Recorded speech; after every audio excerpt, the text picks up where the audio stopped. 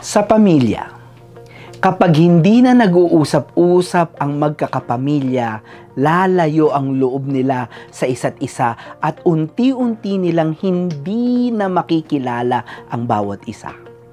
Darating ang panahon, makakalimutan na nila kung sino-sino nga ba sila para sa isa't isa. Ang mga taong nagmamahalan at kinikilala ang kanilang ugnayan, nag-uusap-usap, nagkukwentuhan, nagbabahaginan.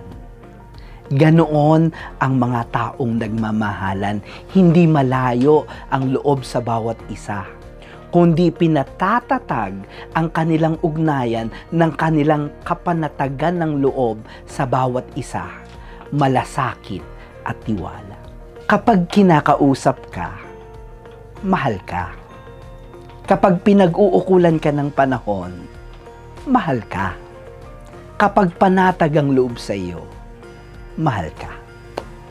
Ganoon ang Panginoon sa atin. Nais niya tayong makausap sa panalangin. Nais niya tayong makipag-usap sa Kanya tuwina. Nais niyang huwag tayong panghinaan ng loob na lumapit sa Kanya sa makatuwid. Mahal ka niya.